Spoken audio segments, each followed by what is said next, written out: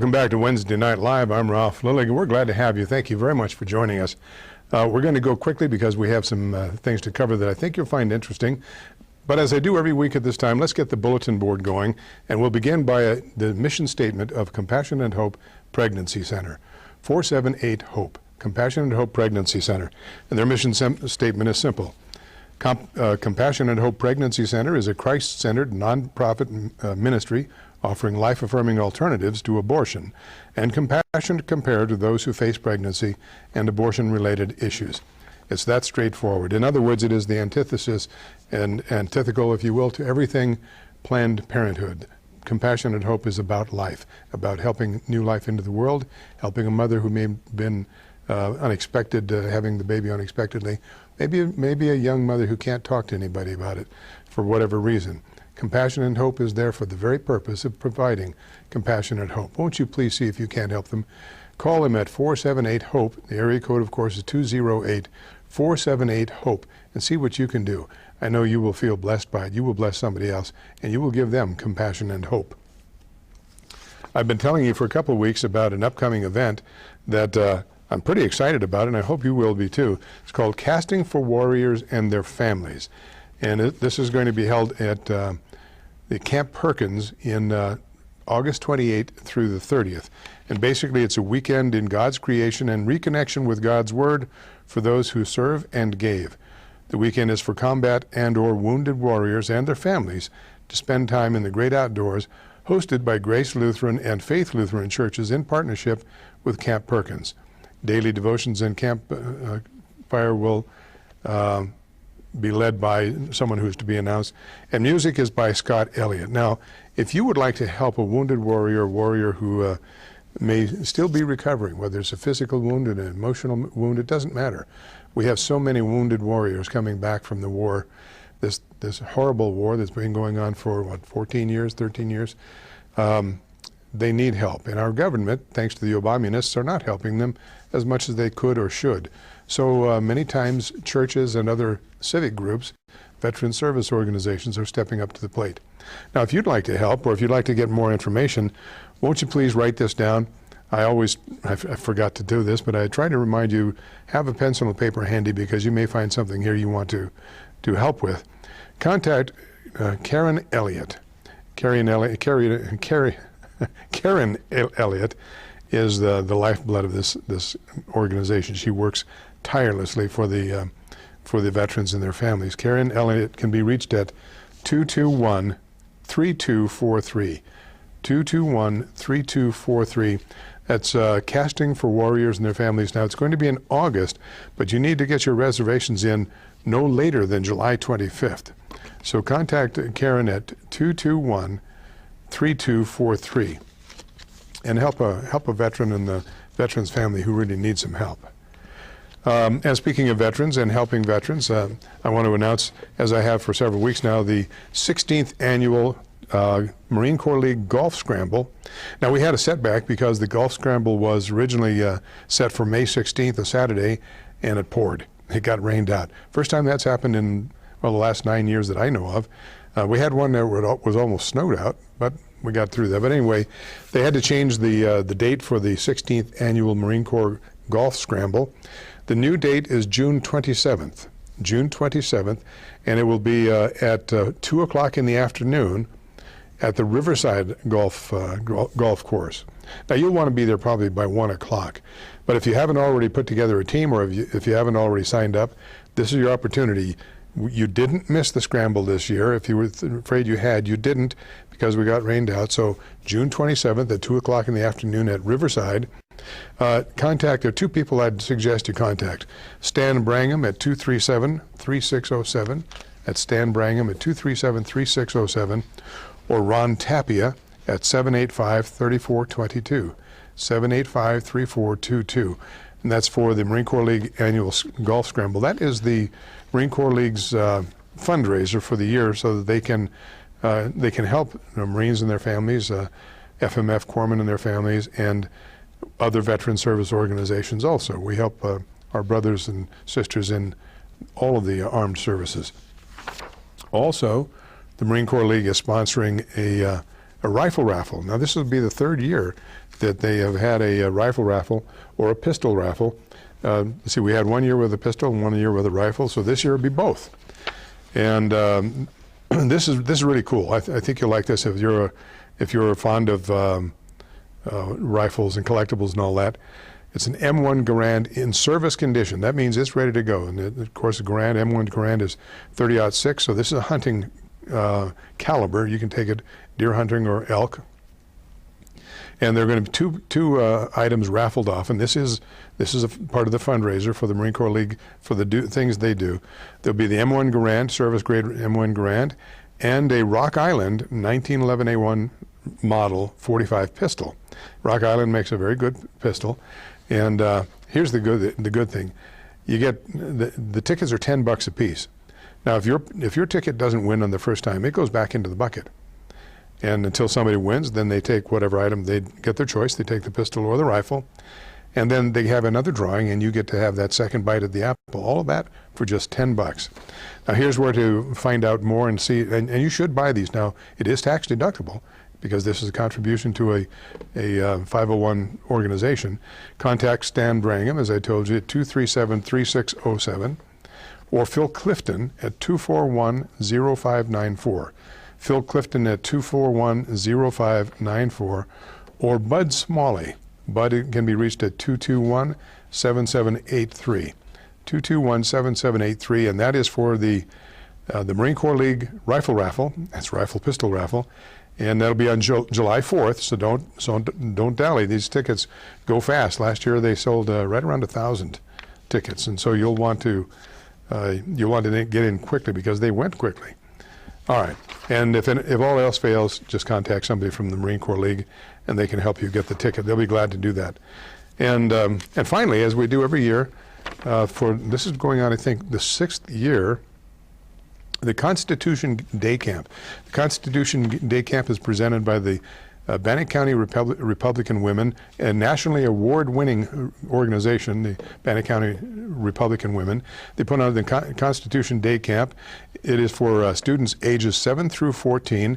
It's a 1-week camp. It goes from June 15th through the 19th, so it's right around the corner. That's June 15th through the 19th, Monday through Friday. Time is 8:30 to noon. Now, the first day you'll need to be there at 8 o'clock because you got to get registered, get signed in and all that. 8:30 to noon, Monday through Thursday. And then Friday at Caldwell Park, they have a musical presentation that the students put on. Won't you please contact Lorraine Oram at 244-2906, 244-2906. This is a project that the Republican Women of Bannock County have been presenting now for years. It has, as I said, they have gained national attention by this. The Bannock County Republican Women are a nationally recognized and award-winning part of the Republican Party.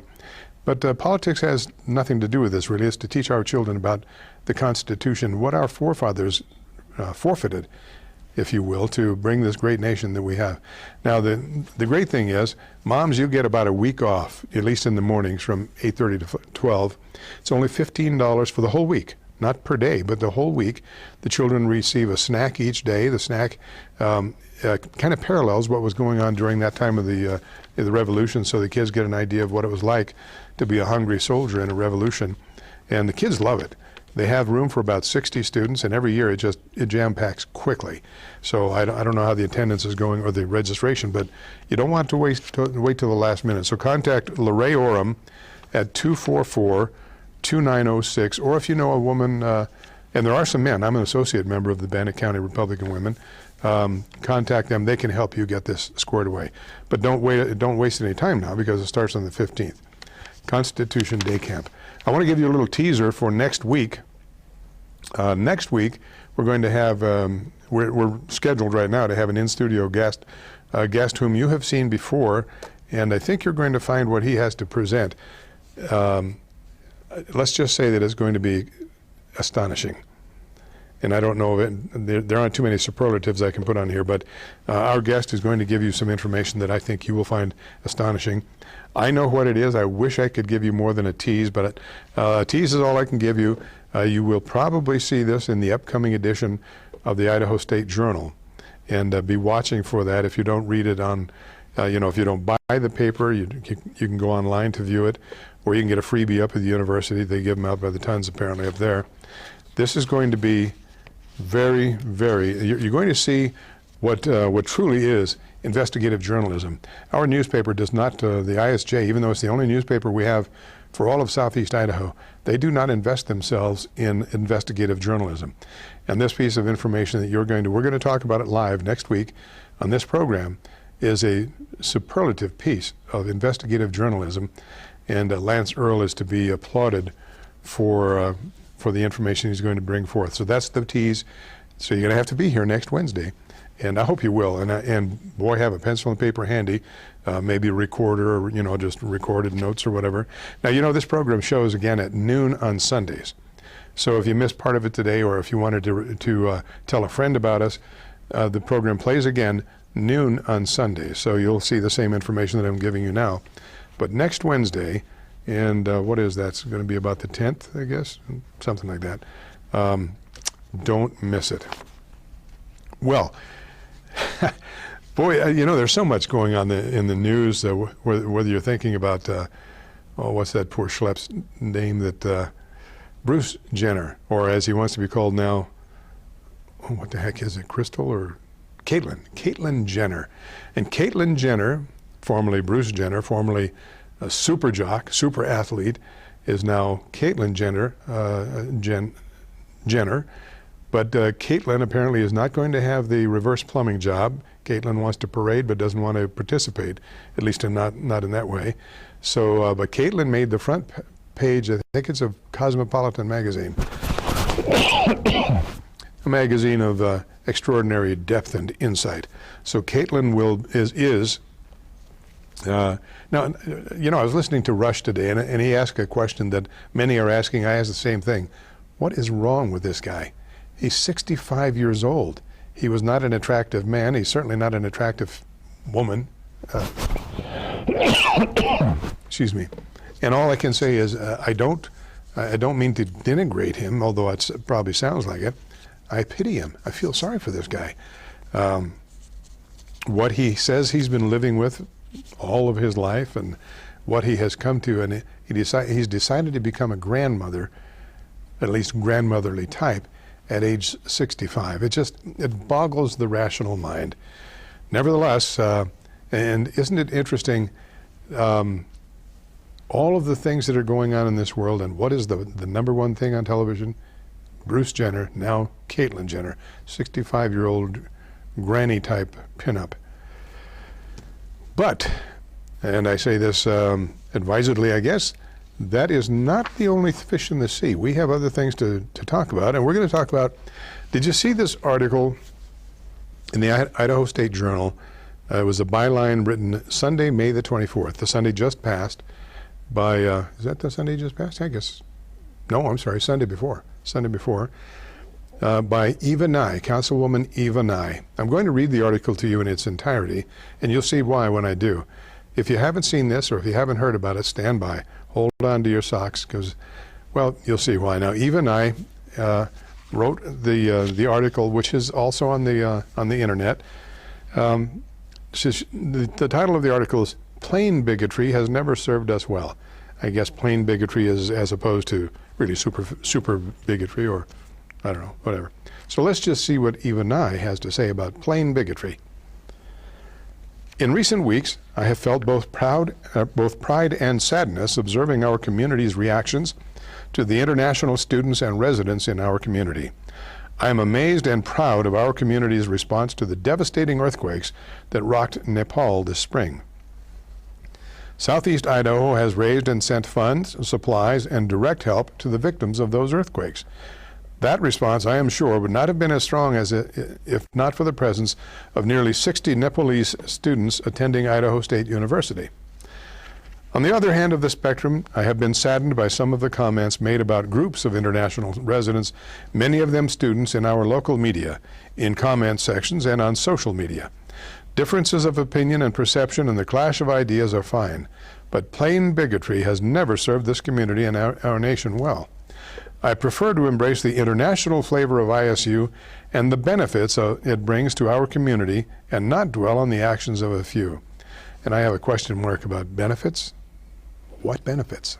but I digress.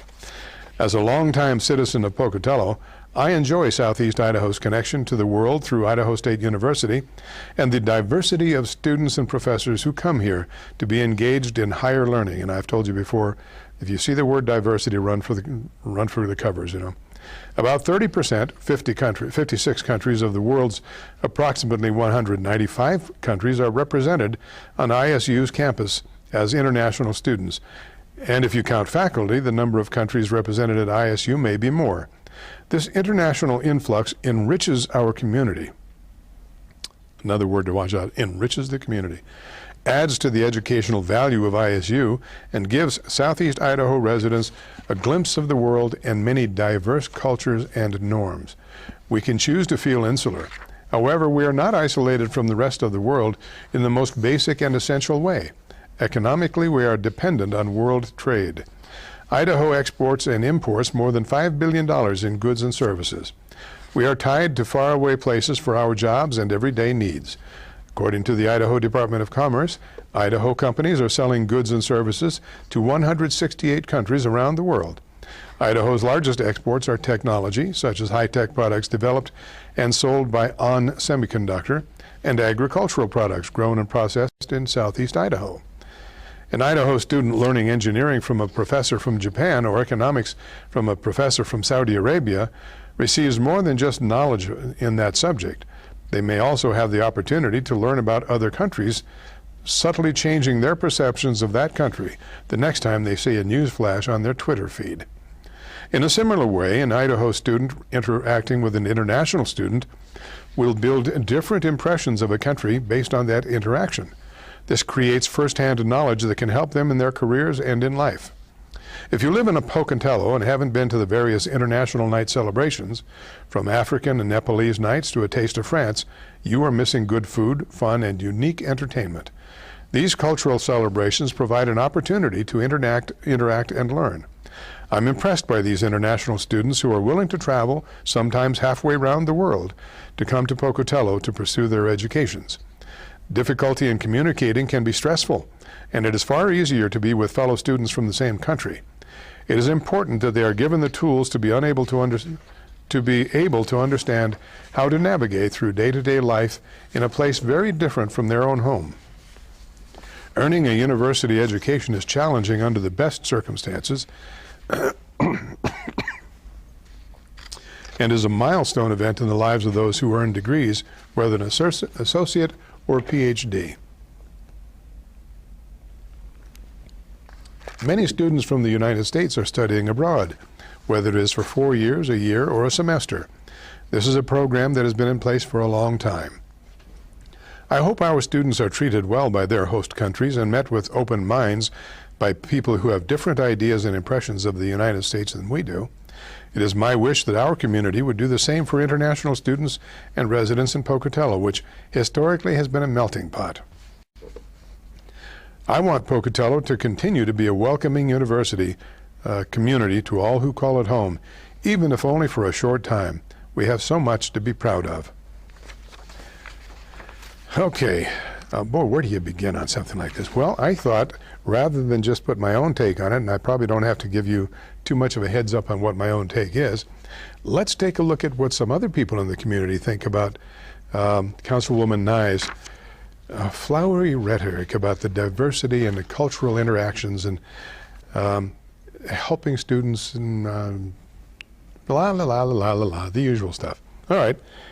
So now these are comments that came on the blog on Ms. Nye's column from this is from the Bengal blog. This particular writer says, "Stop covering your eyes," says, "all of your flowery talk combined with accusations of bigotry hasn't addressed a single point made in the original story or the many posts of it on his blog. You never address the overwhelming tendency of these students to destroy the property they rent. You never address that ISU standards are so low that a large percentage of these students are not prepared for college work in the English language. You never address that many of these students regularly violate our laws by not registering or insuring their vehicles. You never address that female faculty at ISU are regularly disrespected and sometimes threatened by these students. You never addressed that plagiarism has skyrocketed since these students arrived. You never addressed that people unfortunate enough to live next door to these students have their peace and quiet destroyed. It's remarkable that you could write an entire column on this issue without mentioning a single problem, not even one that your fellow community members, Pocatello property owners, faculty, or students have noted. I guess it's easier to call people bigots and shut down conversation than it is to actually address problems head on. Okay. Patriot says, we had the unfortunate privilege having an Arab frat house across the street here in the Highlands. They were rude, noisy, and frequently had their buddies over for noisy hookah parties. The filth and destruction they left behind was appalling. Since the property owners were aware of to whom they were renting and the problems they caused, they deserved what they got. Those of us who were stuck with the loud parties, the outrageous behavior of these men to neighborhood women, and the disrespect shown to others in this residential neighborhood all agree that Arab frat houses have no place in residential neighborhoods. Perhaps Ms. Nye would better serve the citizens of Pocatello by seeing that the city code prevents frat houses from being foisted upon the good people who choose to not live in the university district and instead keep them where they belong, in the university district or in university housing. Pokey Sensitivity Day says, I hope Eva Nye will ask the Pocatello City Council to create a cultural sensitivity day where everyone will celebrate diversity by coming to work dressed in the garb of an international culture residing in Pokey. Eva could impress us with her convictions by coming to work in a hijab, and her significant other could wear a yarmulke. They could walk hand in hand along Main Street in Pokey as an illustration of how accepting we should be of each other's culture. And I suggest that Miss Nye not wear a hijab, because a hijab is basically just a scarf. I would suggest she wear the burqa so that she can get the full cultural diversity that she's so fond of. Internet commentator says, she also forgot to mention that the enrollment of domestic students has plummeted 25% due to the climate here.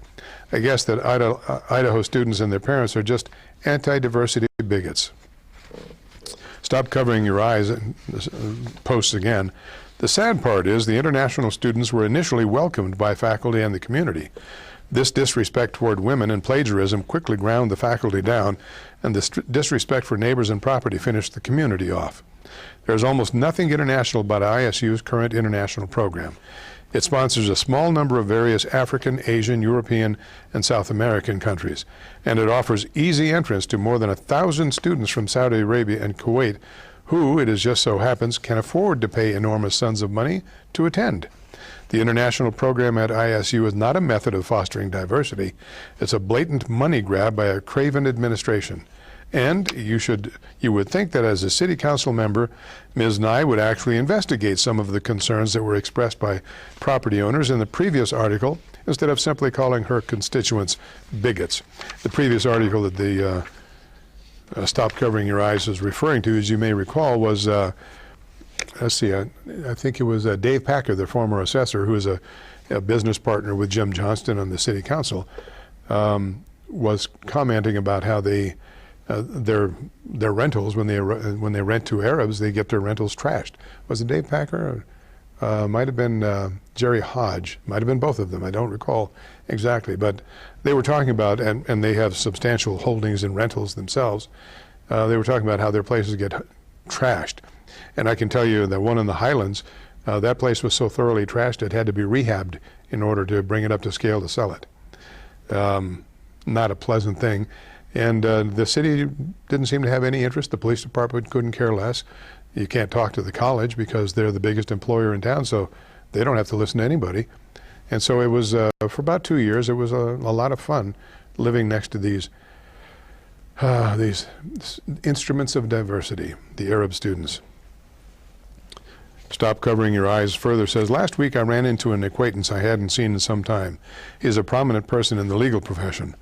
All he wanted to talk about is what a mess ISU has become. Apparently, his daughter had taken several early college courses at ISU in one of the STEM disciplines. She complained that the Middle Eastern students were not well enough versed in English to make any contributions to the class and drew an enormous amount of the instructor's time. She said they engaged in wholesale cheating. To add insult to injury, she hated that entering many ISU buildings involves navigating crowds of cigarette-smoking Middle Eastern students on a supposedly non-smoking campus. Although she and her parents initially preferred ISU, she decided to attend University of Idaho. This conversation about ISU is taking place between parents and their college-age children across the state, and ISU's domestic enrollment is plummeting. And a little bit more from Stop Covering Your Eyes. For the last 4 years, I have lived next door to an Arab frat house. I can tell you our lives have been turned upside down. In that time, we have seen 5 different Arab groups come through that house. There's no telling how many of them live there, and most evenings there are more than a dozen loud cars coming and going until all hours, until about 5 a.m. To sleep in our homes, fans must be turned to their high settings, summer and winter. Our group had cups full of cigarette butts out in the yard for weeks, or one group had. Another group left the garage door open 24/7, and rather than putting trash in the can, simply threw bags into the garage. Soon, every stray animal in the area was entering the garage at night for a feast. The speed at which the frat house cars move through the neighborhood is frightening to anyone with younger children. That Mrs. Nye could brush off these concerns and experiences by labeling me a bigot is outrageous. Perhaps people victimized by ISU policy should meet and demand solutions to these problems. Better yet, perhaps city leaders should stop calling people bigots and purchasing street paws with our money and actually solve some problems. We had a conversation at the dinner table. We have a family dinner just about every Sunday, and I have 2 college-age students and a high school-age student. One of the college-age students is a female, the high school student is a female, and they both recounted incidents where they were followed around by Arab-looking men, and it was very, very disconcerting, at least.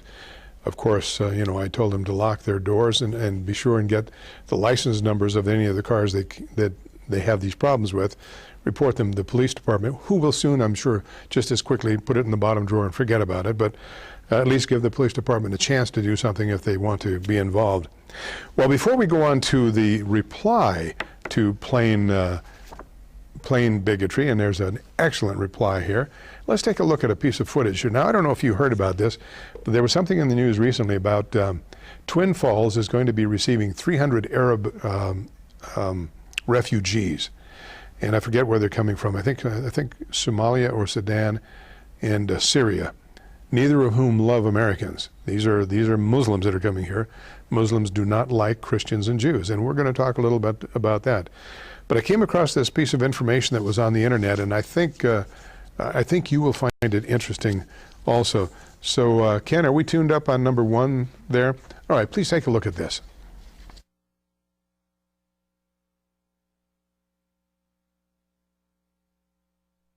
It's been over 7 years since a church group from another state brought a couple hundred refugees to the rural county where I live. I wanted to know, how could they do this?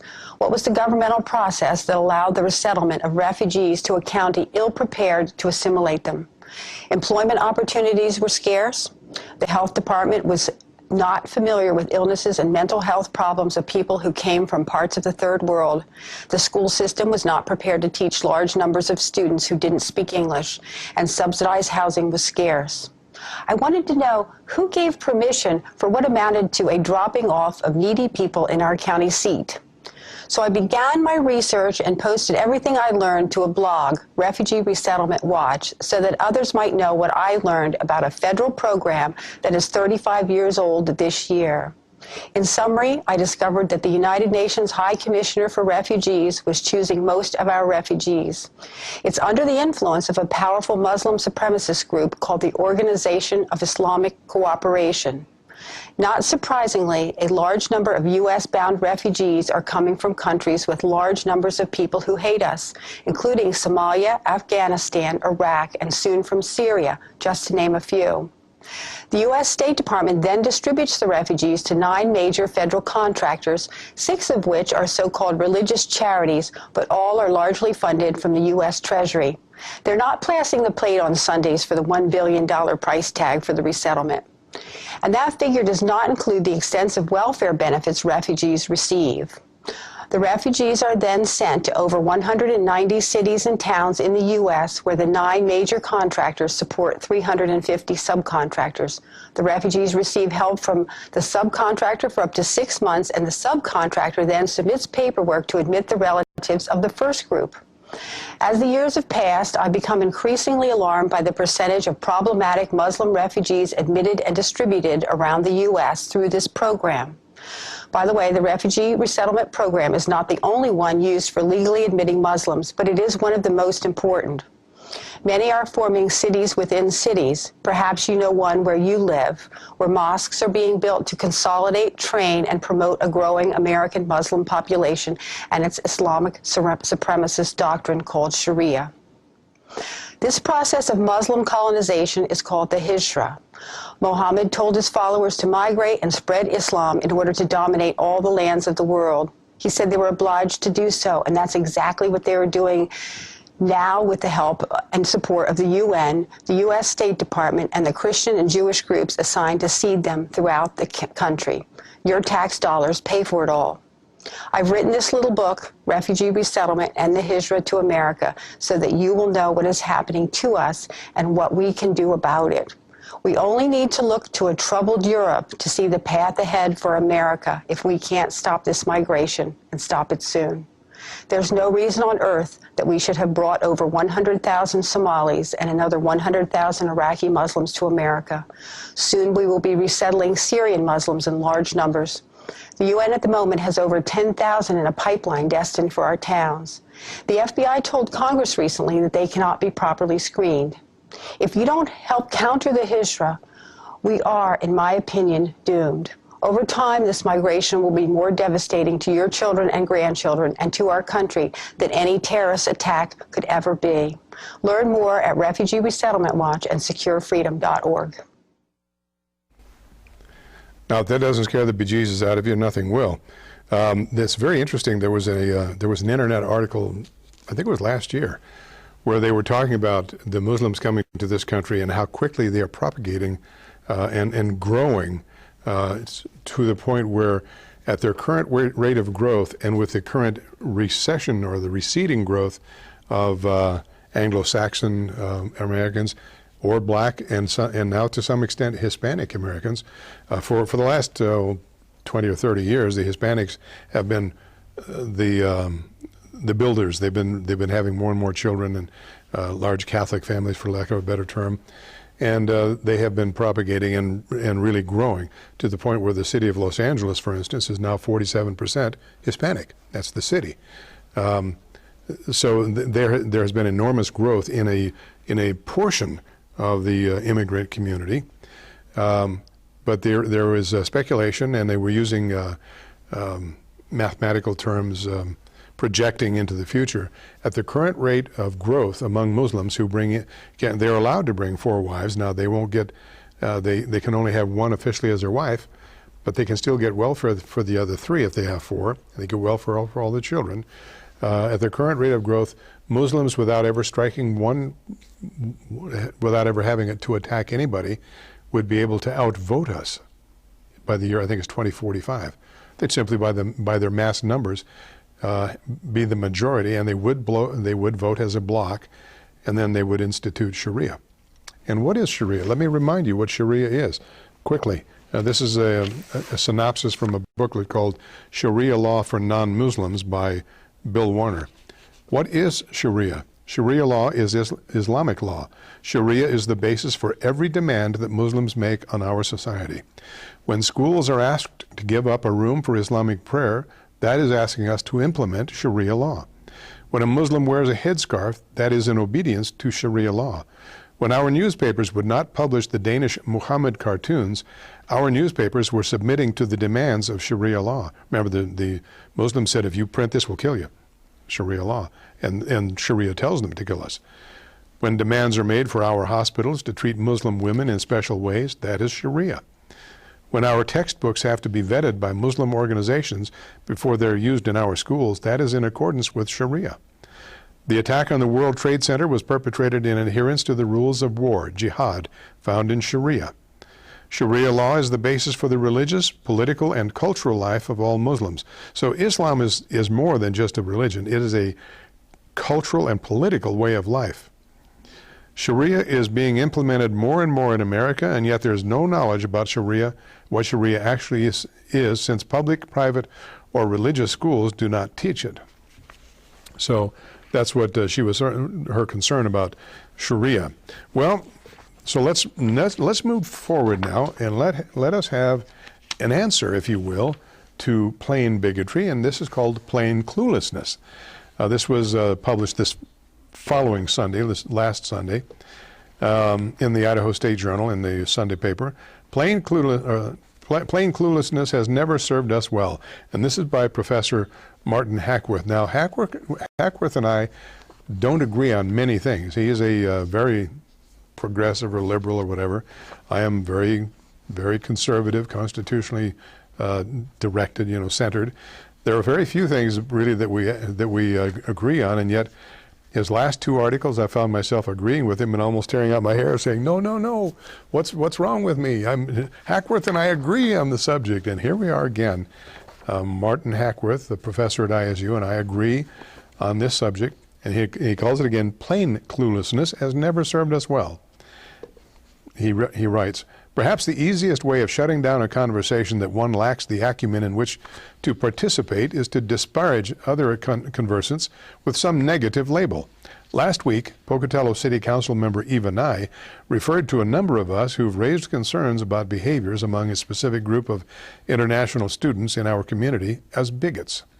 In a column of ill-conceived platitudes that have very little to do with the specific situation at hand, Councilwoman Nye dressed us down for lacking the savoir-faire to appreciate the wonders of the international community. Well, allow me to retort. It's evident that Nye didn't bother to reach out to members of the local business community who've gone on record with concerns before crafting her ostentatiously ill-reasoned piece. I wonder if it ever occurred to Nye to contact ISU faculty, local law enforcement, or local public health officials who have routine contact with these students. Of course not, because had she gathered facts before merely dismissing what she does not comprehend as bigotry, her column would have read differently. Councilwoman Nye is hardly a disinterested observer when it comes to ISU.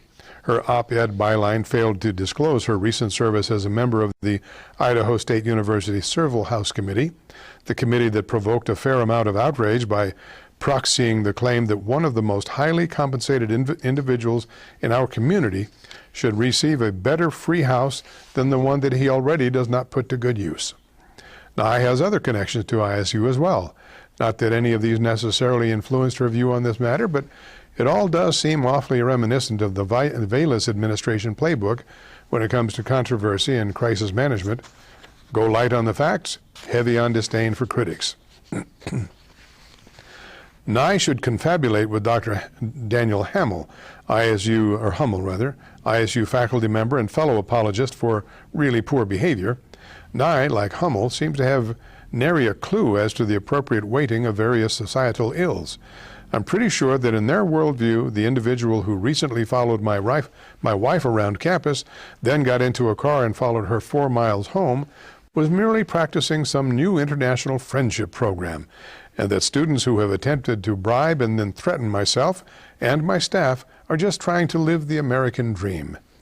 It's indicative of a fair degree of arrogance that Nye deemed it appropriate to pontificate on the perils of insular thinking to a community that includes many hundreds of academics and others with international experience that doubtless exceeds her own. As nice as it is to learn that she views ISU as a window to the world, perhaps the New York Times would serve her better in this regard. If Nye were to take her lead from the international news instead of ISU officials, she'd perhaps be familiar with Ralph Lillig, a progressive Saudi Arabian writer who was recently arrested and sentenced by Saudi authorities to 7 years in jail and 1,000 lashes for advocating, among other things, better treatment for women. Lillig has become something of a cause célèbre outside of the United States, where people actually do tend to understand the world beyond their borders. Lillig, his wife Ansar Haidar, and other progressives in Saudi Arabia have paid dearly for standing up for basic human rights.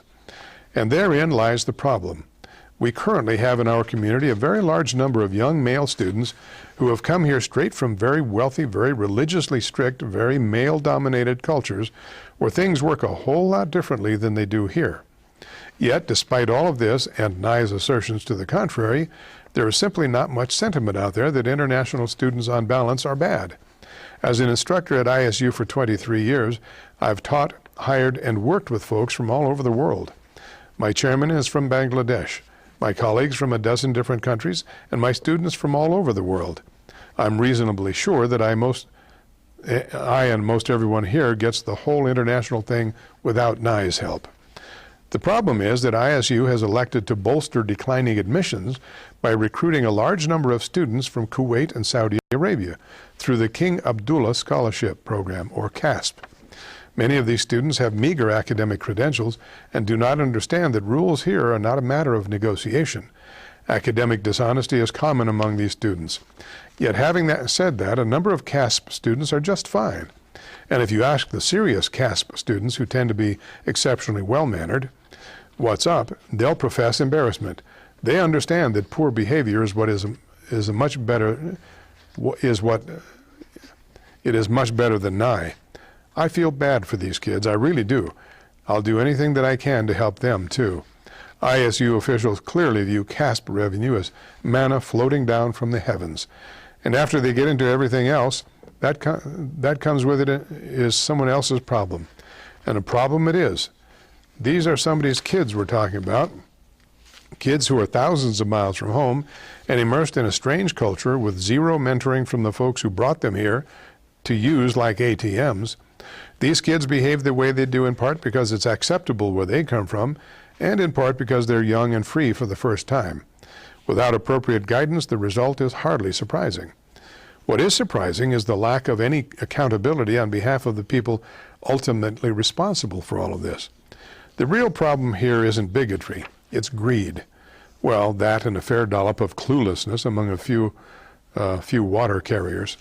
And that was an interesting an op-ed by Associated Press and Idaho Press Club award-winning columnist Martin Hackworth of Pocatello. And he is a professor of physics, a physicist at the university. And as I said, Professor Hackworth and I don't often agree. In fact, we rarely agree, but he's starting to scare me because we're agreeing more and more. You know, I read something to you. I read something to you some time ago, and I've read it a couple of times. I guess I'll read it again because we're going to have about a 5-minute film clip here that I want to share with you, but it kind of illustrates what we're talking about. Just as the Saudi and Kuwaiti students coming here are clueless, we in this community are clueless. We're a small insular community. The bubble in which we live is rarely penetrated by the real world. And if it is, we quickly spatter over that hole that got in so that we don't get too much outside information. So we really do have a community here that is largely clueless on the outside world. Now, I don't mean to disparage, our young missionaries, for instance. They go all over the world, except where the Muslims prevail. Civilized humans can't go where the Muslims prevail because the Muslims won't allow it. But so we do get occasional windows from the outside. But these young people coming from Saudi Arabia, remember, Saudi Arabia is the home of Wahhabism, or Wahhabism, however you want to say it, which is the genesis of the fundamentalist Islamicists that we see today. The Saudis have, even though we call them our allies for various reasons, the Saudis have not been our friends for many, many years. They have been spending bazillions of dollars putting madrasas in this country, helping to set up training camps for terrorists, very prevalent down south and back east. Not too much of that out west, maybe because the Western man doesn't take well to that kind of stuff. But they're here. They're in California, Oregon, Washington. The Wahhabists are the extremists, if you will, as far as fundamental Islam. And there's so much to that. I've shared it with you many times, and we're going to share more. We're going to talk about it a lot. We need to. It's just as I've said before, unless you read Mein Kampf, you don't understand what Hitler was up to. Unless you read Marx and Lenin, you don't understand what communism, the true perils of it. And unless you read about Islam and Muhammad, the self-appointed prophet, so-called prophet of Islam. And my just stated it the way I did, puts me on the hit list for any wackadoo extremist Islamists that are among the Saudis and Kuwaitis going to this university. The fact that I don't view Muhammad as a prophet, other than a prophet of doom. And I would go a step further. You often you see on television when the Arabs are all chanting, death to America, death to Israel, death to Christians, death to the Crusaders and all that. And they refer to America as the great Satan. Well, I would reverse that. I would say that Islam is the personification and the embodiment of Satan, just one part of it. As we Christians call ourselves the body of Christ, I would say that Islam is part of the body of Satan, and that the whole idea of the Islamic religion is satanic in its very, very basic form. Now that's a pretty out there statement, and there are some people who are not Muslims who are going to say, Lillig, you're just a whatever they're going to say. Well, that's just the way I view it. Doesn't mean I'm right, but that's the way I view it. I can't possibly give any credibility to this most uncivilized of cults, if you will, when their bottom line is always bloodlust. There's no way I can possibly give them any credibility and give them any respect other than what one human to another. But Islam is not a civilized way of life. It is well, anyway. So I read this to you before. I'm going to share it again because we're going to go to this other film. Can a good Muslim be a good American? That question was forwarded to a person that worked in Saudi Arabia for 20 years. The following is his forwarded reply. Theologically, remember the question is, can a good Muslim be a good American? Theologically, no, because his allegiance is to Allah. Religiously, no, because no other religion is accepted by his Allah except Islam. Scripturally, no, because his allegiance is to the 5 pillars of Islam and the Quran. Geographically, no, because his allegiance is to Mecca, to which he turns in prayer 5 times a day. Socially, no, because his allegiance to Islam forbids him to make friends with Christians and Jews. Politically, no, because he must submit to the mullah, the spiritual leaders, who teach annihilation of Israel and destruction of America, the great Satan. Domestically, no, because he is instructed to marry 4 women and beat and scourge his wife when she disobeys him. All of these, by the way, I'm not reading the Quranic quotes, but they're all Quranic verses, or from the verses. Intellectually, no, because he cannot accept the American Constitution, since it is based on biblical principles and he believes the Bible to be corrupt. Philosophically, no, because Islam, Muhammad, and the Quran do not allow freedom of religion and expression. Democracy and Islam cannot coexist. Every Muslim government is either dictatorial or autocratic. Spiritually, no, because when we declare one nation under God, the Christian God is loving and kind, while Allah is never referred to as Heavenly Father, nor is he ever called love in the Quran's 99 excellent names. Regarding the Islamic path to heaven, the only certain way to Muslim heaven is by dying as a martyr in jihad against infidels or kafirs. Dying in any other way is basically a crapshoot. All right, now we have another little, about 5 minutes video. I'd like you to take a look. Ken, are we queued up on number 2? Please get your pencils and papers ready. Forward a link to this video so that people may learn the basics of Islam. And please keep in mind that the term Islamophobia is an oxymoron, since having a phobia means having an irrational fear. Fearing Islam, which wants 80% of humanity enslaved or exterminated, is totally rational, and hence cannot possibly be called a phobia. This video is not limited to any one religion, but the following is true. The shoe bomber was a Muslim. The Beltway snipers were Muslims. The Fort Hood shooter was a Muslim. The underwear bomber was a Muslim. The USS Cole bombers were Muslims. The Madrid train bombers were Muslims. The Bali nightclub bombers were Muslims. The London subway bombers were Muslims. The Moscow theater attackers were Muslims. The Boston Marathon bombers were Muslims. The Pan Am Flight number 93 bombers were Muslims. The Air France and Entebbe hijackers were Muslims. The Iranian embassy takeover was by Muslims. The Beirut U.S. Embassy bombers were Muslims. The Libyan U.S. Embassy attack was by Muslims. The Buenos Aires suicide bombers were Muslims. The Israeli Olympic team attackers were Muslims. The Kenyan U.S. Embassy bombers were Muslims.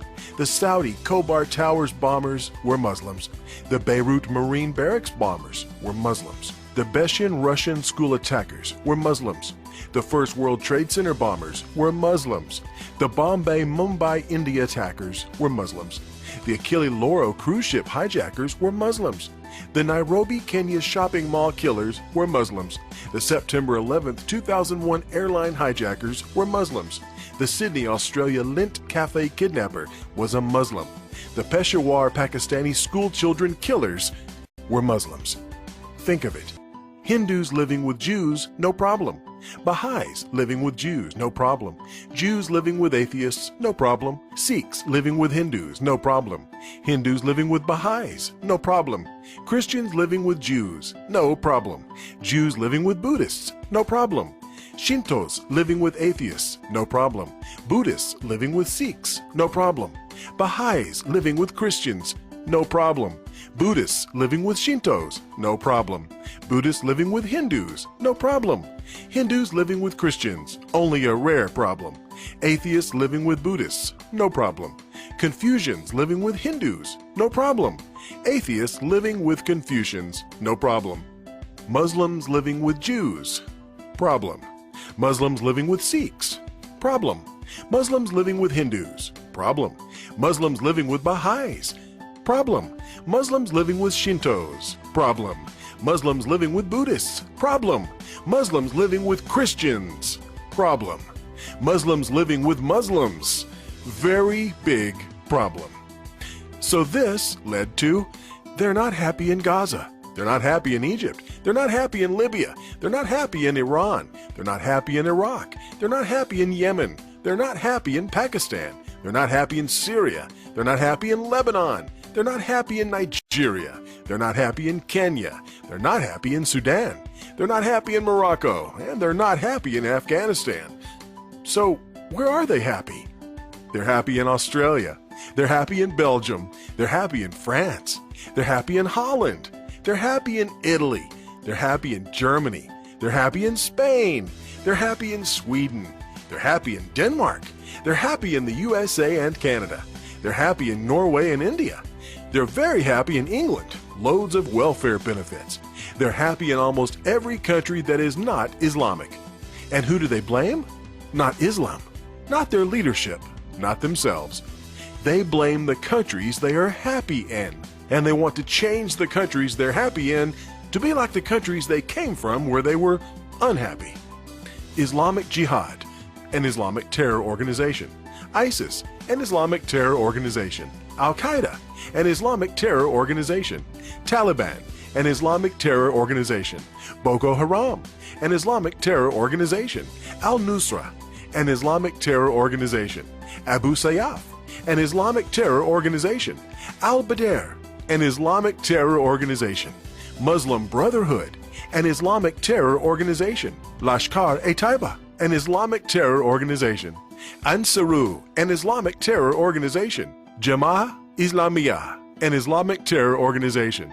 Abdullah Azam Brigades, an Islamic terror organization. Al-Shabaab Somalia, an Islamic terror organization.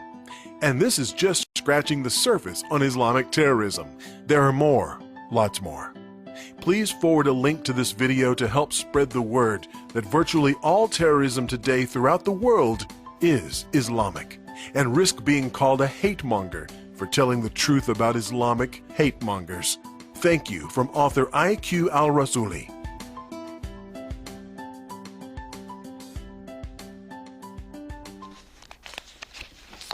Well, if that doesn't get your attention, I don't think anything will. Very quickly, I'm going to give you something here. Just another thing for Ms. Nye. Did you see in the one picture there the women in the burqa? That was the black draping that covers them entirely, so none of their precious body can be seen by the infidel, the kafir, or anybody else. That's the one I suggest that perhaps Ms. Nye ought to wear that to show her acceptance of diversity. Okay, we've got one quick thing, and then we're going to have to go. Are we good on number 6 there, Ken? Okay. Last but not least, and diverse from all, or removed from all this other stuff, this is about the Grace Lutheran High School that is coming to our community. Please watch this. A group of people come to us, and one of the things I really want to emphasize is the high school that we're talking about doing, we really are hoping our community will embrace this broadly, that they don't just see it that, well, this is a church doing a church school because they want to do church. Our idea is this is a hole in Pocatello's educational offering. So if you move to this town and you want a smaller high school for your kid, or you want a Christian experience, or you want a lot of service opportunities, or you want your kid to be able to be in the choir and play basketball, if you want a school, to be very honest, that has a very high bar and will offer a tremendous amount of college preparation and opportunity, that's not possible here in Pocatello. It's just not offered. And so we were approached by members of our community who have discovered that recruiting faculty, business professionals to our area is difficult. When they come from outside of the area and they say, well, where's your private high school? And the answer is, well, we don't have one. And for them, they don't care if you tell them that Highland's awesome and Century and Pokey are awesome. That what they want is that other option. Not everyone, but there's a certain group of people. And so we were finding businesses, professionals, people were turning down opportunities to move and relocate here because of that lack. So we were approached. And at that point I said, well, that's great, but we need you to help us. So ISU has been very, very helpful in helping us develop dual enrollment experiences, and so we're working in a partnership with them. And we did have a $1 million lead gift to help us get it going, and that was a catalyst to say we can do some things. So that's why. So it has been a team approach. Nothing that we do here is a singleton. We all work together as a team. So we've established a steering committee that was well led. We had a great leader of our steering committee, organized into various task groups that dedicated their time looking at what our curriculum might look like, and what our offerings might look like, and what our building should look like, and how we're going to pay for all of this. And we worked very hard for many months prior to really formalizing this out into the public to say this is what our plans, our potential plans could be.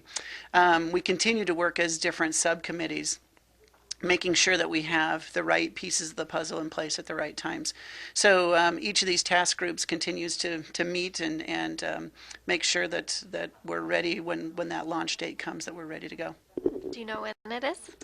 We are shooting for fall of 2016 for our first class that would be part of Grace Lutheran High School. It's a building process, so we'll start with a 9th grade class and then add progressively year by year. Where is it going to be at? So the campus will be, or the building will be located on the west end of our campus. We have a great frontage to I-15, and we wanted to be able to create a building that would be attractive to not only our current students that would be graduating as 8th graders looking to start as 9th graders, give them a separate type of an experience so that they didn't feel like they were in the same building for 10 or 12 years. But also then attract new students as well that would be coming to a new building, and they'd have the great, latest and greatest of classrooms and gymnasium and all of the great things that will be in this new building. It's very unusual for one church to be able to sponsor a full functioning high school with concert choir and theater and science labs and basketball and soccer and volleyball. Well, we had, there's more on there, and I thought we had more time. We don't, so I'm going to play that next week in its entirety. It's only about 5 minutes. In the meantime, God bless you. Thank you for joining us. Be sure and tune in Sunday at noon for the replay of this broadcast, and then for Aaron Hayes at 5 o'clock on Sunday. In the meantime, have a good, safe week. God bless you. See you next week.